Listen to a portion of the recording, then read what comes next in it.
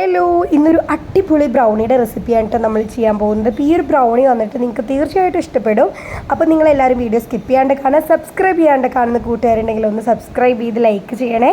അപ്പോൾ നമുക്ക് വീഡിയോയിലോട്ട് കിടക്കാം. അപ്പോൾ ഇതിനായിട്ട് നമ്മൾ കുറച്ച് സാധനങ്ങൾ അരിച്ചെടുക്കാനുണ്ട്. 3/4 കപ്പ് മൈദ, 1/4 കപ്പ് കൊക്കോ പൗഡർ, ഇതിലേക്ക് 1 ടീസ്പൂൺ ബേക്കിംഗ് പൗഡർ. ഇതാണ് നമുക്ക് വേണ്ട ഡ്രൈ ഇൻഗ്രീഡിയൻസ് കേട്ടോ. ഇനി ഇത് നമുക്ക് നന്നായിട്ട് അരിച്ചെടുക്കണം. അരിച്ചെടുത്തിട്ടാണ് നമ്മൾ മിക്സ് ചെയ്യേണ്ടത് കേട്ടോ.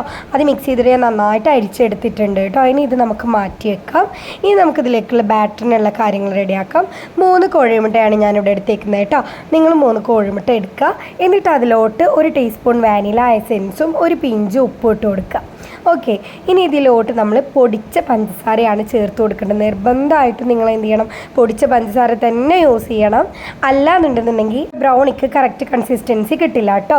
അപ്പോൾ നമ്മൾ 3/4 കപ്പ് തന്നെ പൊടിച്ച പഞ്ചസാര, 3/4 കപ്പ് പഞ്ചസാര എടുക്കുക. അത് പൊടിച്ച് വരുമ്പോൾ 1 കപ്പ് ആവും കേട്ടോ. അങ്ങനെ നമ്മൾ ആദ്യം എന്ത് ചെയ്യാണ്, ഈ ഒരു എഗ്ഗിലോട്ട് ഇട്ട് കൊടുത്തിട്ട് നന്നായിട്ട് ഹാൻഡ് വിസ്ക് വെച്ചിട്ട് മിക്സ് ചെയ്ത് കൊടുക്കുകയാണ്. ഇതിലേക്ക് നമുക്ക് ബീറ്ററിൻ്റെ ഒന്നും ആവശ്യം തന്നെ ഇല്ല കേട്ടോ. നമുക്ക് ജസ്റ്റ് ഇതുപോലൊരു ഹാൻഡ് വിസ്കോ അല്ലെങ്കിൽ വല്ല സ്പൂണോ ഫോർക്കോ അങ്ങനെ എന്തെങ്കിലും മതി.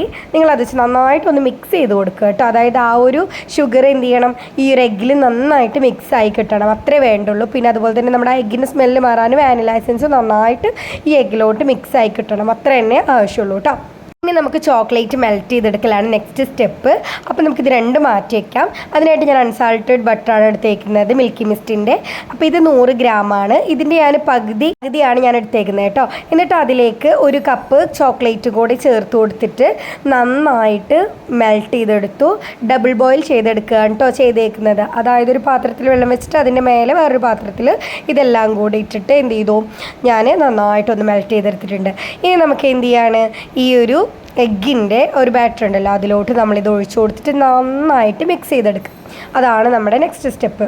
അടുത്തതായിട്ട് നമ്മൾ നല്ലോണം ശ്രദ്ധിക്കേണ്ട ഒരു കാര്യം എന്താണെന്ന് വെച്ച് കഴിഞ്ഞാൽ, ഈ ഒരു എഗ്ഗിലോട്ട് നമ്മൾ ചോക്ലേറ്റ് ചേർത്തില്ലേ, അപ്പോൾ ആ ഒരു ചേർക്കുന്ന സമയത്ത് നിങ്ങൾ ആ ചോക്ലേറ്റ് നന്നായി തണുത്തിട്ടുണ്ട് എന്നുള്ള ഉറപ്പ് വരുത്തണം.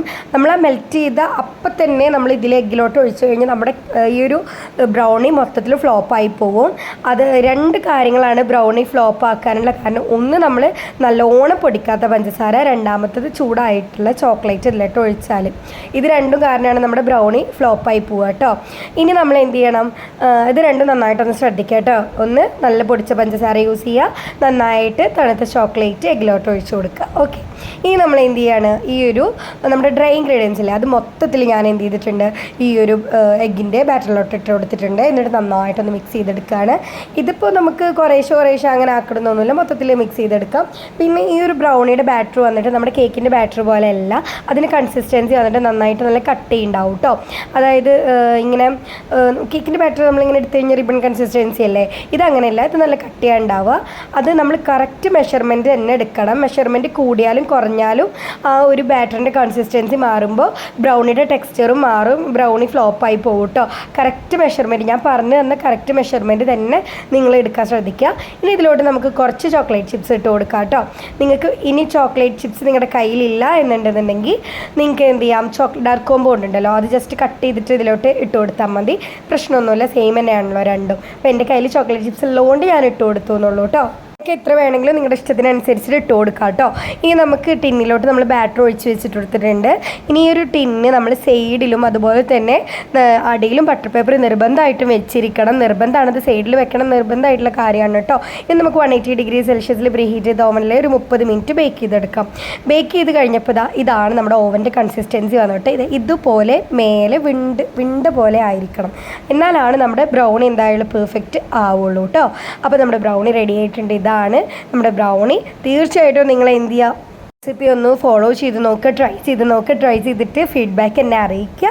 ഇഷ്ടപ്പെട്ട എൻ്റെ ചാനൽ ലൈക്ക് ചെയ്യുക, സബ്സ്ക്രൈബ് ചെയ്യുക, ഷെയർ ചെയ്യുക, നിങ്ങളുടെ കൂട്ടുകാർക്കൊക്കെ ഒന്ന് അയച്ചു കൊടുക്കൂ കേട്ടോ. അപ്പോൾ അടുത്ത വീഡിയോയിൽ കാണാം. ബൈ.